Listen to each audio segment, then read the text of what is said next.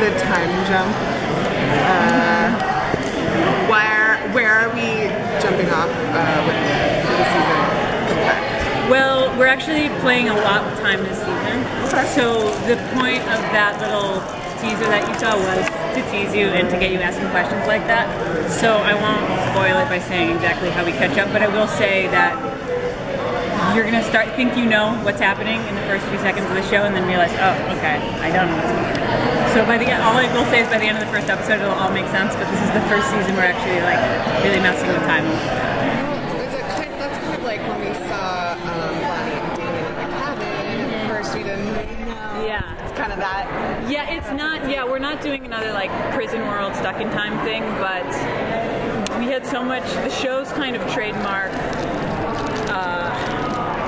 thing that the show's so good at is like going back to flashbacks and really embracing like period pieces, like those kind of stories. And so we thought, what is like a fun way to engage the audience is to maybe like tease little glimpses into the future. And so as you're sort of seeing stories pops that happen in the future, you're starting to figure out, how did that happen? What's going on? And then as you watch the present day story, it'll start to put together, oh, okay, that's how this is all working out. How far ahead in the future was that? That was, you'll see when you watch. Are we going to see flashbacks to a time period we haven't seen before? So far, no. We have one flashback coming up in episode 3 that goes back to 1863. If you recall, that's when the boys were still human. So that's always fun to do because it gives the actors a chance to remember who, kind of where they came from season 1.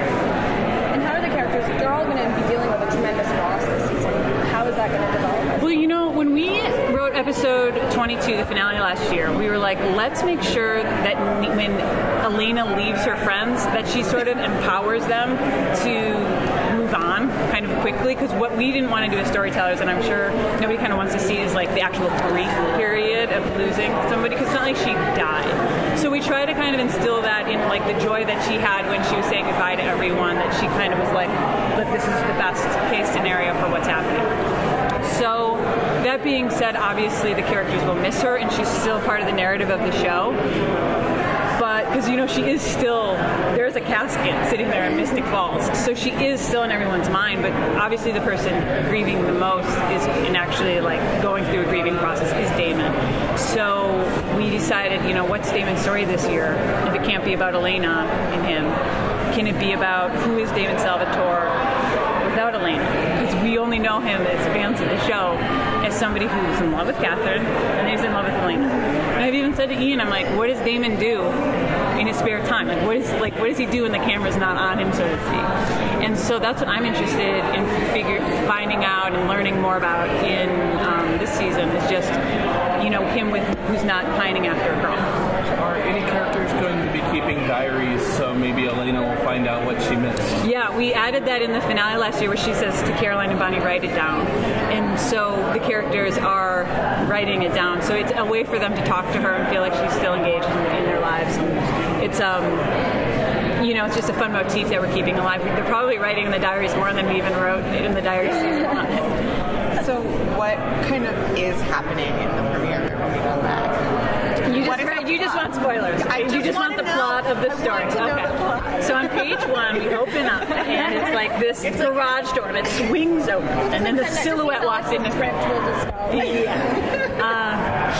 So what's happening is the big kind of cliffhanger thing that we did leave off with in the season was that Lily was being reunited with her family. These heretics, that means they're witches and vampires. So it's like pi times 6, because there's 6 of them. And so we're just kind of now waiting, like, okay, how are they going to fit into society? Because these are old school, they've been locked in a place. It's like Pi was 1994. He can kind of transition back into the real world. These people are from 1903. They're super badass.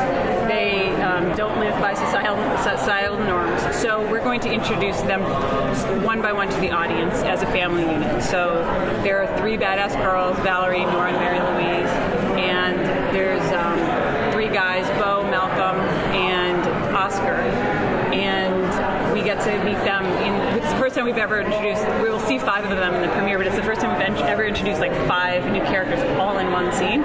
So it'll be kind of interesting to see like how they function in today's society under Lily's tight reins.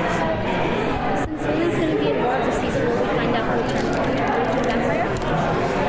I think that we will. We've talked a lot in the room, and because she's kind of like the main villain, she's kind of sort of the head of this family.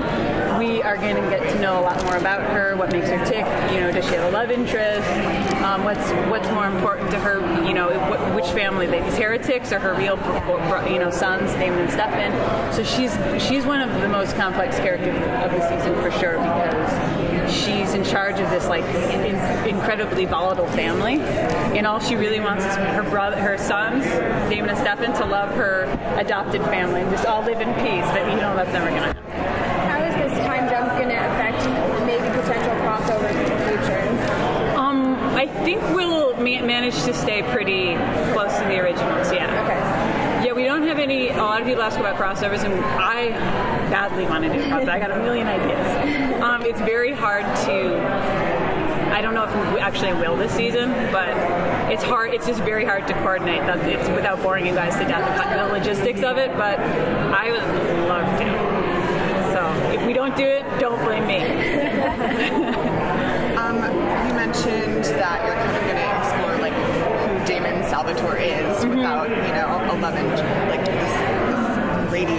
But is there a potential for a love interest for him? Yeah, I think it's something that we're trying to see how it plays out. We really want to honor, even though Nina's gone and the Elena character can't really exist in the show in person, it would be like throwing away 6 seasons of like real story if we just gave him a new love interest. So, right away, because we all know he loves her. So it's something that really has to be earned, and it would be a really long, drawn-out process. So probably one day, because we want to see Damon happy, So I'm not sure how that will work out, but for the time being, no. Hey guys, I'm sorry. Okay.